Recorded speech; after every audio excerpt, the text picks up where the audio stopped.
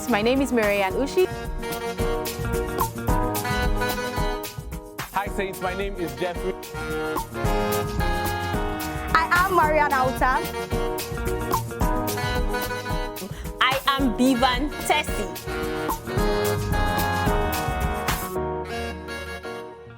Hi Saints, welcome to another enlightening episode of Catholic Faith Forum. I am Bivan Tessie. In this episode, we will be discussing the topic, overcoming sibling rivalry. I know you want to hear more about it. I know you need tips. You want tips on how to overcome sibling rivalry. It's something you've been battling with.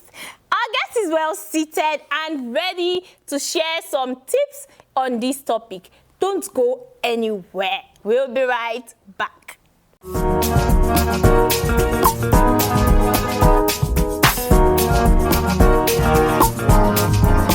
Welcome back, Saints. This is still Catholic Faith Forum, and I am Bivan Tessie. With me in the studio today is Mr. Obeta. Obeta, right? Obeta, okay, Mr. Obeta Emmanuel Ugochukwu, who is a graduate of Nnamdi Azikiwe University, popularly known as UNIZIK. He is the managing director of Obeta U Reliance Enterprise. You tell us more about that. Okay. Interestingly, he was a president of Nigerian Federation of Catholic Students, NFCS, at Nnamdi Azikiwe University, Awka, Anambra State. He is currently the financial secretary of NFCS Alumni, Lagos chapter. Furthermore, he is currently the coordinator, Catholic Charismatic Renewer of the Catholic Church of Assumption, Falomo, Ikoyi, Lagos State. He's happily married. Don't think that he's single. He's happily married with a kid. You're welcome, sir. Thank you. Tell us more about Obeta U Reliance. What are you into? Obeta U Reliance came as a result of trying to navigate, just as the topic suggested. And, you know, when one is growing up, you see some little dangers and you feel like you need to navigate quickly.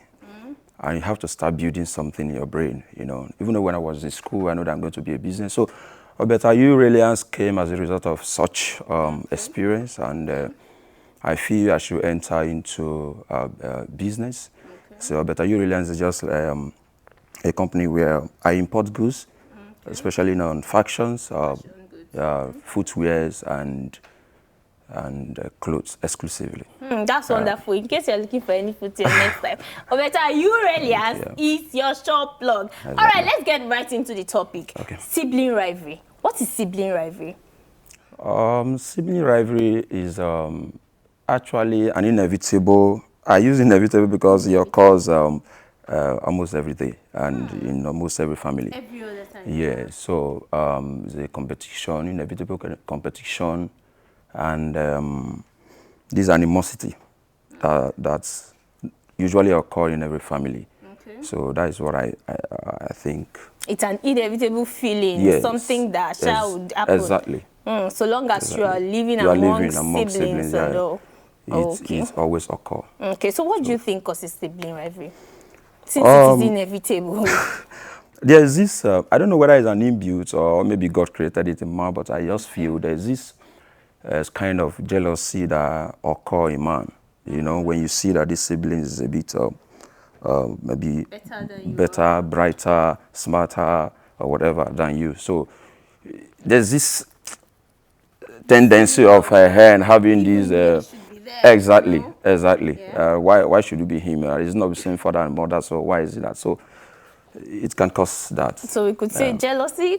Yes, jealousy, yes. Or maybe a kind of competition. You know. Yes.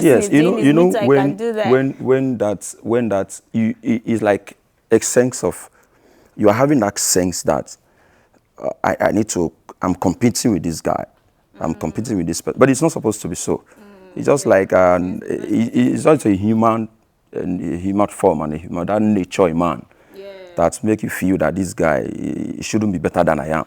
And when not properly managed, the tendency of being jealous about that person comes. Now, if you don't manage it, you can escalate to another thing. Yeah, so what other thing do you think causes sibling rivalry? When you talk about sibling rivalry, you can also talk about how parental care, how they were able to manage each siblings. You may say that this guy is better than this, especially where I came from, where in Igbo land we talked about money. I will say that this child is doing well more than this, that the family actually will just like come in and said, what is meant for, let me use the word, a first child, is now being The story of his son. exactly, you know. So that kind of thing. The other one may feel a bit not too pleased with that, and it can turn to whatever it be. So what are some of the reasons why siblings fight? Okay, we know that naturally it's You know, okay you know to that be jealous, yeah? is fighting of siblings is more of like an expression. It's not that of hatred. Okay, definitely. It's like yeah. I have, some could be out of hatred, don't you think so? Yeah. just as I said initially, that if not well managed, but Yeah. like I fought with my sibling. Okay. Not really fight with my sibling, the elderly one, because I was very cool with them, but the younger ones now. In fact, even tearing my Christmas clothes in one of the occasions, so a bit very stubborn. Okay, they will watch this and You know, so I was like, so, but what, it wasn't out of hate, it just out of, you know, an expression. You know, you bottled up so many things in your heart, and, you know, let me just do this guy, this one thing, so that you know that, instead, but you see, you still eat together in the evening. That's what I mean. It's not out of hatred, but it's out of expression. And the resultant effect is always like fighting. So what do you think causes such fight? Just as I've said, is the fight is an expression of what you have bottled in your mind, concerning your sibling, or what you feel. This person should be papa and mama. They're always doing this guy. When they give me one, they give him two. You know, so let me just express my anger, but not out of hate. Okay. So you said something. You said sibling rivalry is like a natural or an inbuilt thing, right? Inbuilt expression. Inevitable. I use the word inevitable. Yes, natural yes. expression. It means that whether you like it or not, so long as you have someone, so long as you are living with someone, you tend to feel that way. So is there a stage? Is there a stage in life that you would say, okay, this is the stage where one is expected to have sibling rivalry? Yeah. It doesn't have a stage. It doesn't have a stage. You can see a situation whereby you have a kid of maybe say 2 years, and you have another kid that just newly born on the bed. You see that your kid hitting that child. I don't know if you have, you know. So it's out of that rivalry. It's like this person have come, want to come and collect those things that are meant for me, because in her imagination, you know. All these first born, I know. So you know, when you have that, he tends to suggest something to the parent, and they have to start managing that immediately. So it doesn't have age. It doesn't have age bracket. There's no age or limit. So it could start from a very young age. Very, very young age. Yes, very, very young age. And the parents need to. That's where the parents need to be very sensitive and work hard on that. Wow, yes. True yes. That. So now, siblings are our brothers and sisters. Yes. Most importantly, our parental, like our own parents and father, mother, and all. So I'll ask you this question, but before you answer the question, we'll go on our Saint of the Week break. Let me ask the question before we go. Is sibling rivalry common amongst siblings of just same parents? I mean, the same mother, the same father. Hold up. We would go on the Saint of the Week break now. Over to you, our presenter.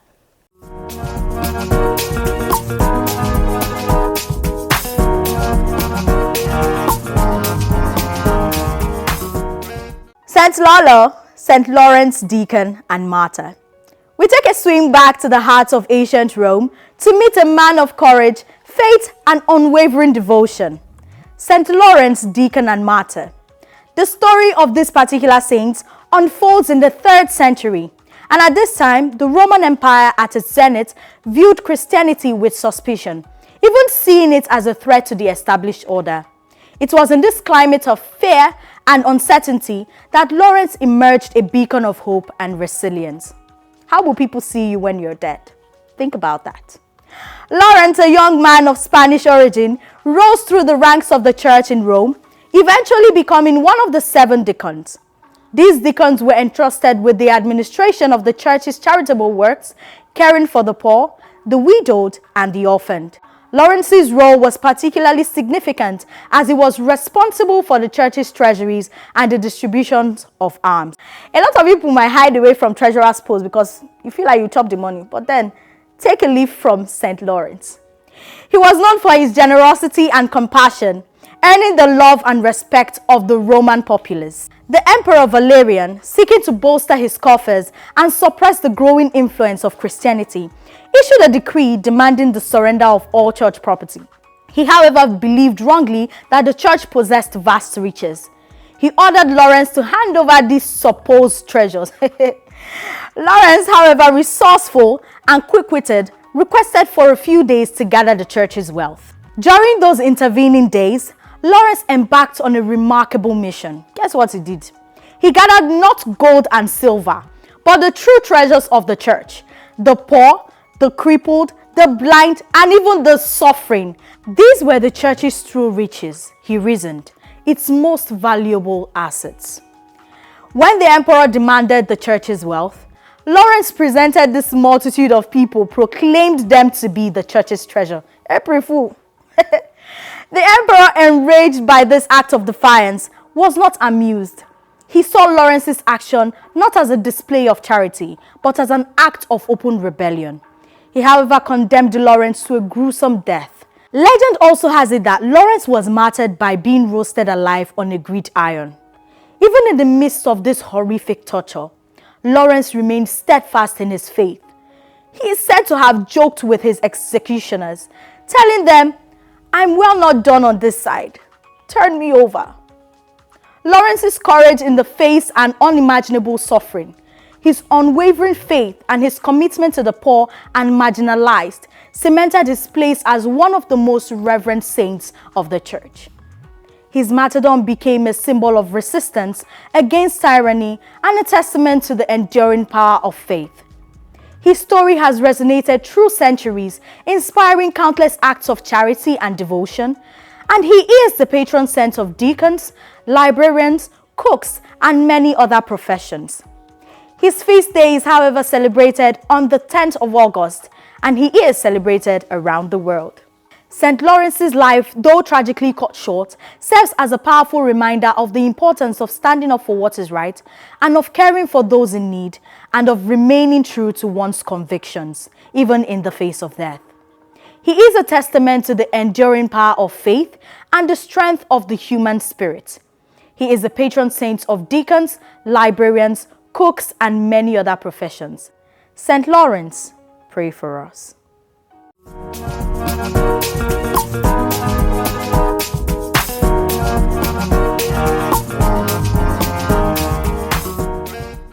Welcome back, Saints. I hope you learned something new about the life of the saint.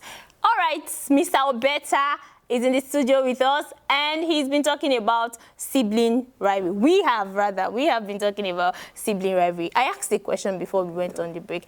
Is sibling rivalry common amongst just siblings with same parents, the same father, the same mother? No. It's not really actually a thing of the same father or the same mother. Okay. So it can also extend even to step sibling. Not just that, even your schoolmate and all. You know, so it's not something that is exclusive for only one, just within. Yes, just within, yeah. Okay. So what are some of the things? I know you must have had an experience with your siblings. I mean, you said you fought with him or something, or with your brother. Yeah. So what are some of the things that upset you about your own siblings? Using the word upset is a bit, I don't know how we managed to use that word, but I don't like using such words. Okay, but I would just said, what's ahead, you know, I would say, I personally, when I was growing up, I can't talk about when I was a bit younger because that would be experience of my parents. But when I've done something and I could take some decision, I learned how to navigate. Yes, I learned how to navigate. It's not that your siblings will not actually give you that bass in the family, but I learned how to navigate. I'm not, we are 8 and I'm the 5th, so I'm a bit at the middle. And I'm not that kind of but the one that follow me is that if you give me, I give you immediately. Okay. So yes, I can say from experience from them, just like as I earlier said that he fought me and tore my clothes. Was like a Christmas period like this, and our parents bought clothes, and Yours was fine. yes, you know, and we were like testing it. So he just took offense that my own is more beautiful than his own. So before you know, he took my own aside and tore it. You know, so the fight burst. You know, so it could happen that way. So those things are like fight, but it's not out of hatred. And my parents were able to manage the situation. And in fact, as we have grown, we are best of friends. Definitely. You know, yes. You know, you outgrew it. Yes. Now in my company, in fact, he's actually a partner. When I travel, he always take care of my news, and also you can see that. Okay, like the saying goes, you can't come in between siblings. You see siblings, see husband and wife, they come in between them. All right, that's good. It's a good thing that you're able to outgrow it, and he's even one of your staff, if I would say your employee. All right, so we asked a question earlier that if sibling rivalry occurs... Sorry, I wouldn't like to use the word staff. My partner. Your partner, yes, I'm sorry. Because he's my brother. He's your partner now, yes. Thank you. So that's a good one. All right, so you said sibling rivalry occurs not only amongst siblings of same parents. Do you think it also occurs amongst extended family members? So aunties, cousins, uncles? That is even worse. Okay. That is even worse because I had experiences. I traveled home with my family, and your immediate family. Yes, my immediate family. Okay. In fact, all of us. There's this. How we are brought up. We are brought up in unison, and we don't do things in common. Like this Christmas, my elder sister from our own home and feast all the price we are going to pay, so everybody contributes and have a good season. Yeah. So we all travel to our father's home. So and one day my mother said, there's one guy that's called, I don't want to call him now. No, so, you know, he said he came home with this, you know, and you can see the buildings, they've been erected everywhere. I was like, so, and everybody's in Lagos. I was like, okay, mommy, don't worry. We fix all that. We fix all that. There's always a time for everything. So I was like trying to manage. And my wife heard her saying that, but wasn't too pleased with such comments. But I know what my mother was saying. I took that as a challenge, but not as a depression or something that will depress me. And, you know, when you are in this circle, we do this hormonal thing that is kindred. And A is doing well, B is doing well. So your mom begin to feel that what is wrong with you? Do you need sort of deliverance or what? Are you not, at least you'll be doing business for? So it happens. It happens, but it all depends on who they are talking to. Just like I earlier said, that build, can I call it an immune system against that? Against it, yes. I don't allow things to actually get to me because I actually know what I'm doing. Okay, thank you so much. I know your faith crew is on standby, ready to share with us an article of faith. Let's have you.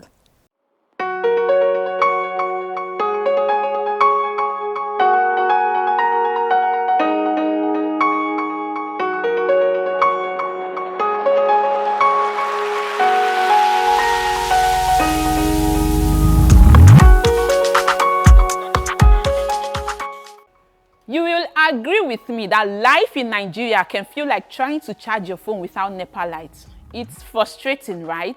From the loud neighbors to endless hustle, finding peace of mind may seem impossible. But guess what? Peace isn't a luxury, it's achievable. And in this episode, I'll be sharing 10 practical ways to calm the chaos in your head and in your heart. You know the first one, you know what the first one will surely be. You know. Number one, pray. Pray. God's hotline is never busy. There's never a time you call God that, the number you are calling is not available. No, his line is always available. Now you need to ask God for his peace. I've experienced it time and again, and I can tell you that it is the best feeling. In John 14:27, Jesus, before leaving the earth, gave us his peace that surpasses human understanding. Number 2, stay grateful. Very important. Even if it's just for jollof rice, no matter how small it may seem, be grateful for the little things. Number 3, forgive. Now, don't let grudges rent free space in your mind. Forgive quickly. Number 4, declutter your room and your life. It's that simple. Number 5, disconnect. Now, social media is not oxygen. It is not the air you breathe. Take a break from your phone. Staying offline once in a while, especially when you feel overwhelmed. Number 6, stay healthy. Tired body, tired mind. Eat well and find time to rest. Life na jeje. Number 7, budget wisely. Live on a budget. Give something to someone in need. Financial peace is underrated. Number 8, set boundaries, please. You must learn to politely say no. And do not allow yourself into doing something wrong or something you're not comfortable with. Number 9, sleep well. Oh, I love sleeping. Yes, please. It's very healthy. Most healthy adults need at least 7 hours of sleep each night. Prioritize getting enough sleep each night to stay happy, healthy, and sharp. Remember that rest is spiritual. Even God rested after the creation in Genesis 2:1-3.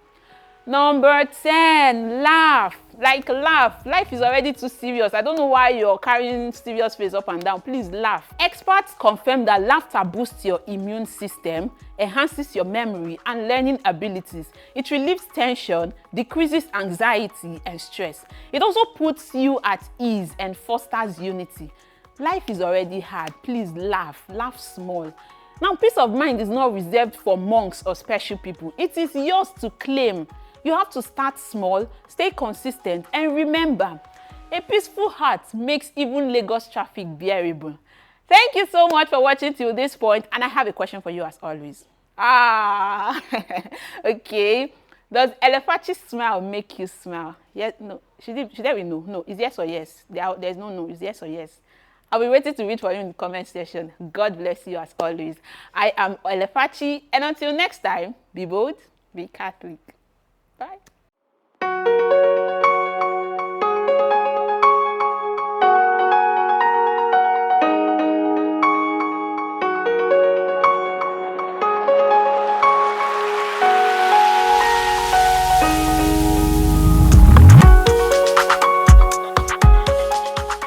Welcome back, Saints. Thank you so much for that wonderful article of faith. So, do you think that parenting style, the type of parenting style, have an impact on sibling rivalry?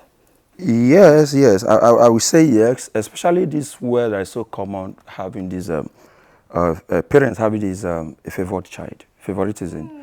Is that a thing?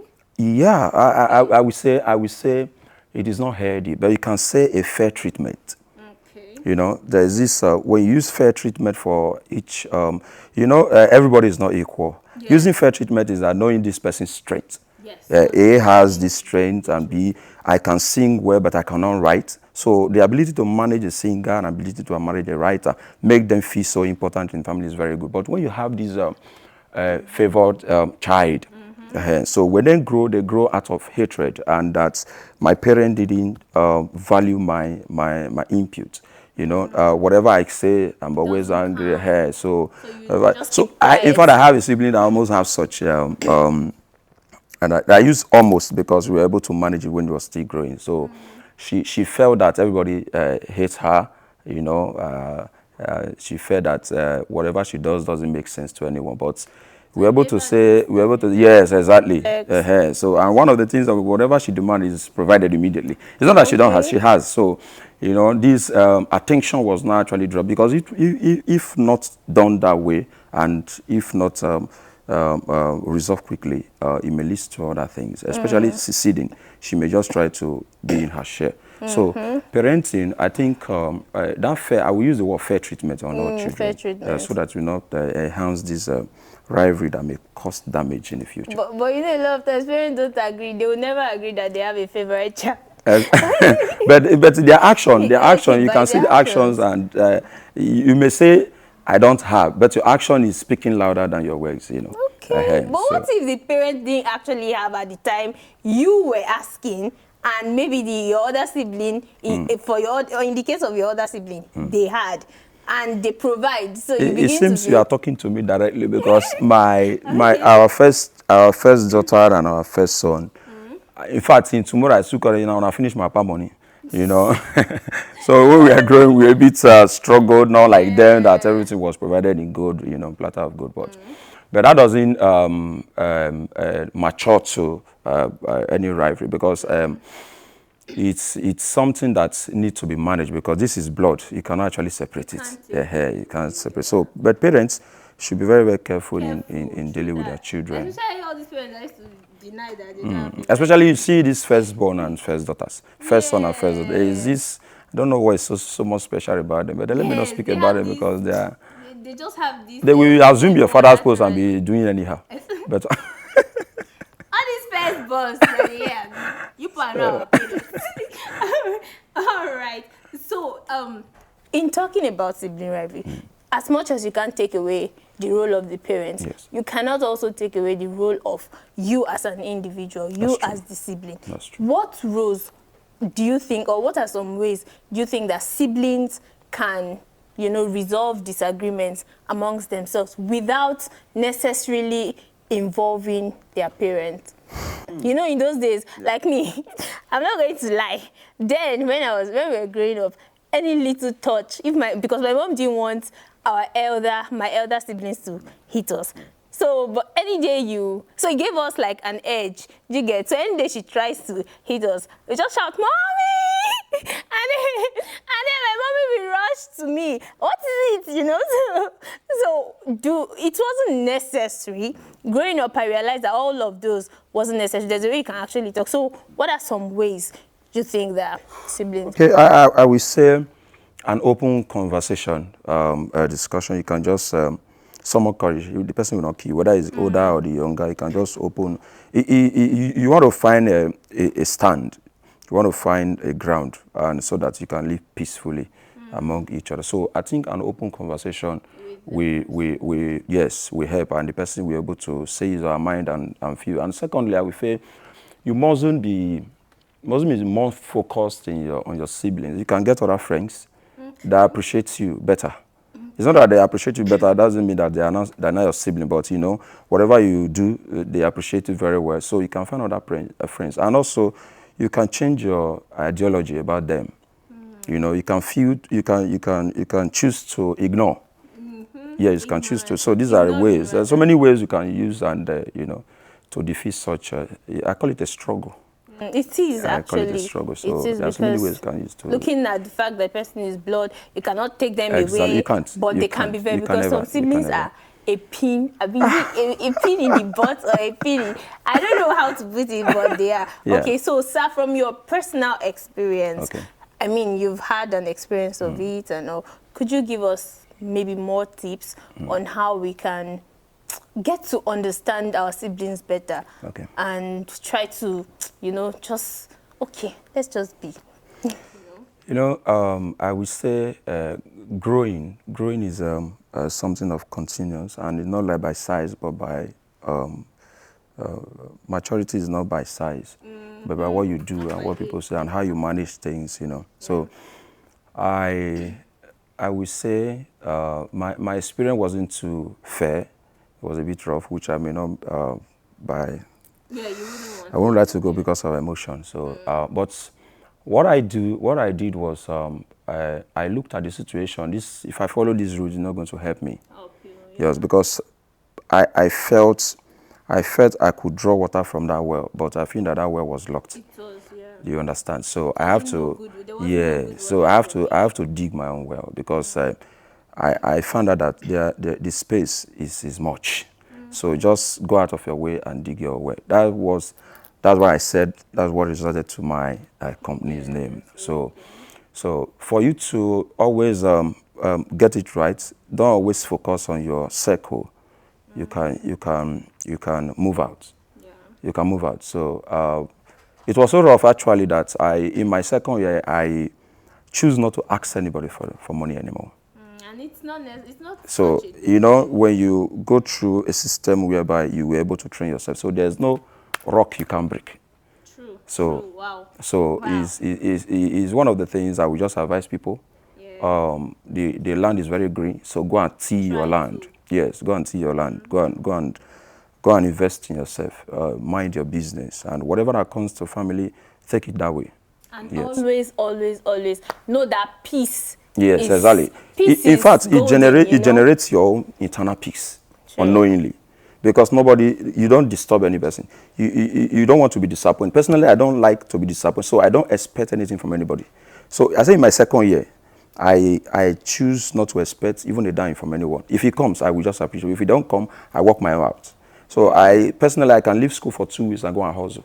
Just I know that something is at stake somewhere, my school fees, my handout and all. So I will just go and get it. So, and I derive joy in doing it. So I did so many legal stuff in order to generate my peace, which I advise every youth out there. So when your family is not actually giving you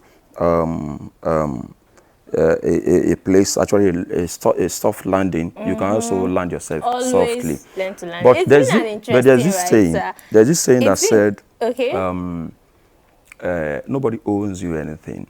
Okay. I don't actually agree to that 100%. It's relative.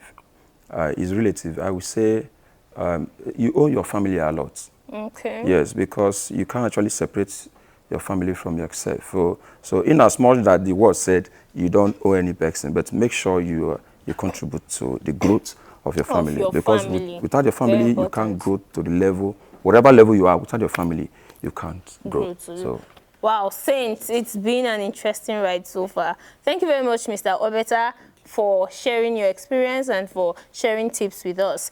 Sibling rivalry is a thing, trust me, and it's normal, it's inevitable, just like we've defined, but your ability to curb it or to manage it rather, because it may not be, curbed, but your ability to manage it from an earlier stage is what matters. That's it on today's episode, and we would be expecting your comments on our comment section at our YouTube page at Dominican Media, and also do not forget to follow us on all social media platforms at CFF on TV. I'll catch you next time. My name is still B. Van Tessie, your delightful host. See you next time, and until then, keep being saints in jeans and shirts. Bye. Bye. Thank you. Welcome back, Saints. With me in the... Welcome back, Saints. Thank you for... Sorry. Welcome back, Saints. This is still Catholic Faith Forum.